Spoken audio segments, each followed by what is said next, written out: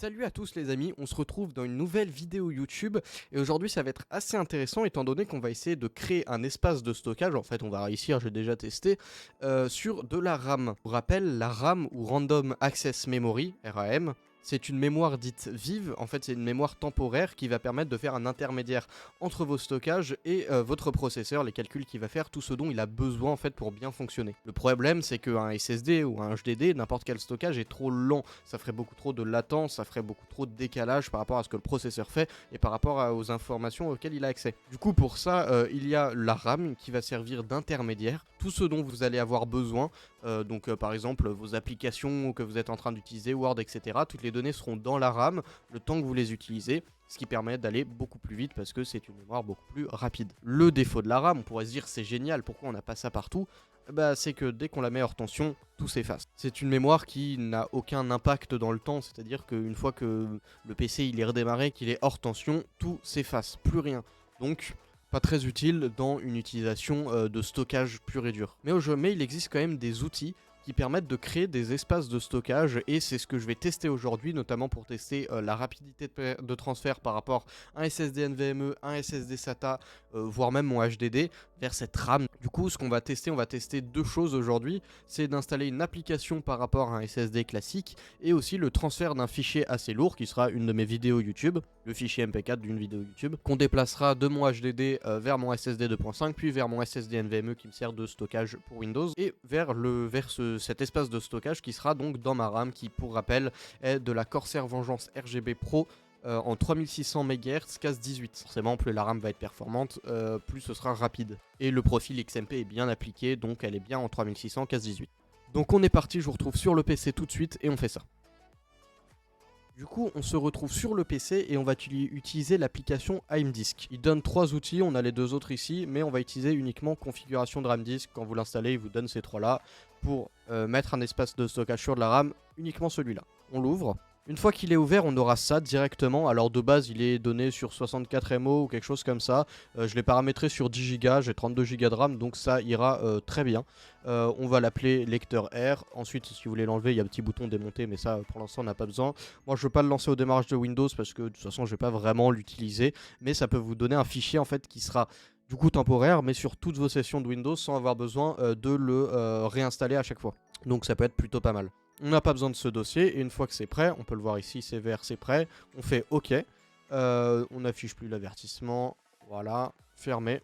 Il est en train de le créer, il l'a terminé et du coup on peut voir ici, il a ouvert automatiquement la propriété de RAM disk, il s'appelle RAM disk, on a bien quasiment 10 Go, vu que c'est un octet, machin, voilà, c'est pas exactement ça. Et on peut voir qu'il est vide et globalement, c'est un lecteur classique. Si on voit sur le PC, on peut bien voir mon SSD de Windows, mon disque dur de 1 Tera et mon SSD pour les jeux en 2.5. Et ici, on a le petit lecteur RAM disk qui est bien utilisable.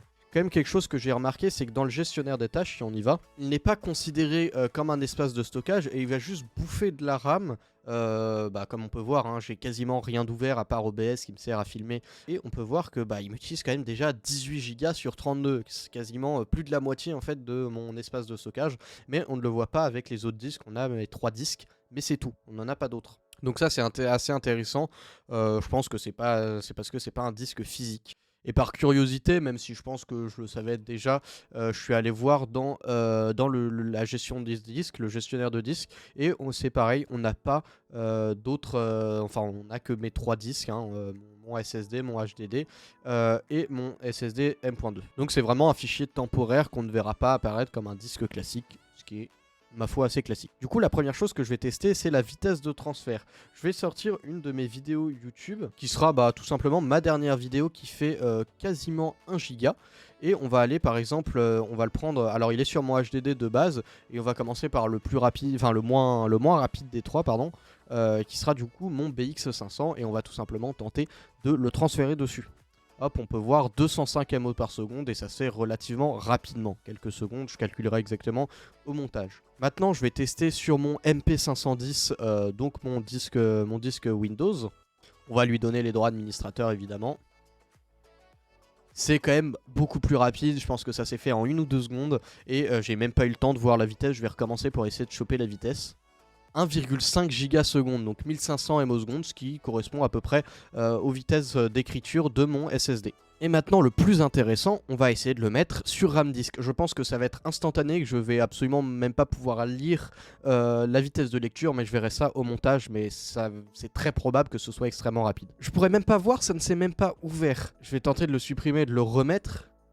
C'est instantané. C'est juste instantané. Bon, je me suis dit, je vais pourquoi pas essayer de déplacer l'intégralité de mon dossier vidéo YouTube. Malheureusement, ça va pas être possible étant donné qu'il fait 160 Go et que j'ai pas 160 Go de RAM. 2000 years later. J'ai trouvé donc un autre fichier qui fait 7,70 Go pour peut-être essayer de voir cette fois la vitesse. C'est parti. C'est extrêmement lent.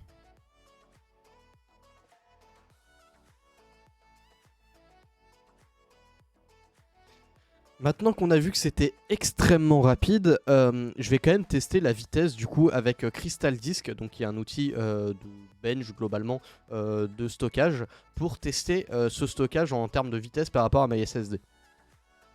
One eternity later. Du coup, maintenant qu'on a Crystal Disk Mark de près, on va du coup tester en premier. Bon, on va tous les faire, ce sera le mieux. Donc on va tester en premier sur mon HDD. On va le tester, alors on va lire les deux premières informations globalement, ce sera le plus représentatif, et c'est en train de se faire en cours. Et du coup c'est en train de bench entre guillemets mon HDD, on va attendre, c'est en train de se faire tranquillement, je vais vous mettre un petit accéléré, je vous reprends quand il y a les résultats. Du coup, on a les vitesses de lecture et d'écriture de notre disque dur. 150 en lecture, 139 en écriture. C'est globalement normal pour un disque dur. C'est été assez long. Mais on va du coup tout de suite tester sur mon SSD 2.5, donc un BX500 de chez Crucial. Et d'ailleurs, je vais juste lancer la lecture séquentielle classique. Parce que les autres servent un peu à rien. Autant garder juste cela en données de base. Les autres, c'est pas vraiment représentatif. Du coup je lance ça et une fois que c'est fini je reprends comme d'habitude. Du coup on a les résultats, alors ceux d'en dessous sont ceux du disque dur, on va pas regarder, mais 555 en lecture et 524 en écriture, tout à fait classique pour un SSD 2.5 de genre. Et du coup sur mon SSD M.2, ça devrait être beaucoup plus rapide évidemment. Et du coup, on a les données pour le SSD de 2.5, NVMe, qui me semble relativement basse. 205, enfin, on est en lecture tout à fait normale, 3000. En écriture, 256, c'est probablement normal. Que ce soit aussi bas sur des tests comme ça, peut-être parce que c'est mon disque principal. Mais bon, voilà. En tout cas, je vous assure que quand j'installe des trucs, même assez lourds, ça va plus vite que ça.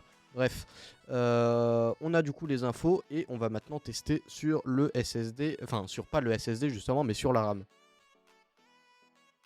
Donc on sélectionne notre petit dossier de la RAM globalement et on va relancer sur, comme d'habitude, la première ligne.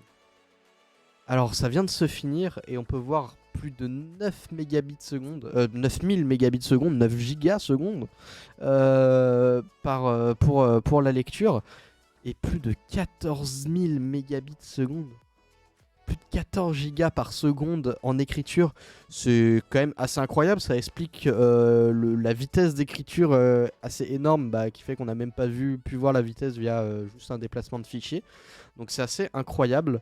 Je referai le test sous DDR5 le jour où je passerai sous DDR5, ce qui n'est pas tout de suite étant donné que ma banque ne veut pas, hein, globalement j'ai plus de thunes.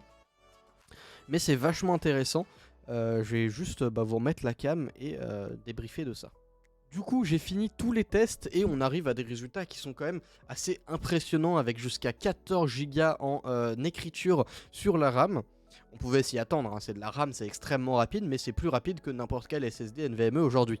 Donc quand je passerai sous DDR5 ou alors que j'aurai plus, je peut-être tenterai d'installer une application, genre un jeu comme Apex par exemple, dessus, ou GTA qui est connu pour ses temps de chargement extrêmement longs, pour voir si ça peut aider entre guillemets d'avoir ce genre de vitesse d'écriture et de lecture sur ce truc. Donc si ça peut aider d'avoir des vitesses comme ça en mettant du coup sur la RAM. Alors probablement que ce sera pas tout de suite, peut-être même sous DDR5 parce que avant que j'ai assez de place pour installer GTA, il me faudrait 128 Go. Ma carte mère techniquement le permet, mais mon portefeuille ne veut pas, mais ça pourrait être très très très drôle. Alors évidemment c'est pas forcément utilisable étant donné que tout se désinstalle et s'efface à chaque fois qu'on redémarre le PC ou qu'on met hors tension le PC. Donc éventuellement ça peut être utile dans certains cas, notamment je parle de gros montage, vous avez vu les vitesses.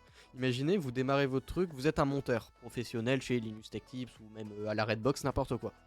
Vous avez un PC avec 128 voire 256 Go de RAM en DDR5, donc ultra rapide. Vous ouvrez votre PC, vous avez vos dossiers de la journée que vous récupérez sur le NAS ou le serveur de l'entreprise, foutez dans votre RAM, sur un fichier dans votre RAM, vous faites vos montages et tout se passe en instantané au niveau des chargements, vu que c'est dans de la RAM et que c'est ultra rapide. Imaginez le délire, le confort que ça peut être. Donc pour installer des jeux, c'est probablement très useless vu que faudrait le réinstaller tous les matins. Un peu chiant. Puis ça doit pas mal pomper, enfin ça doit user sur la RAM je pense, ça doit pas être ultra bon d'installer et de supprimer des trucs comme ça, même si c'est un peu le but de la RAM. Mais bon. Et puis ça doit la faire chauffer aussi d'écrire comme ça.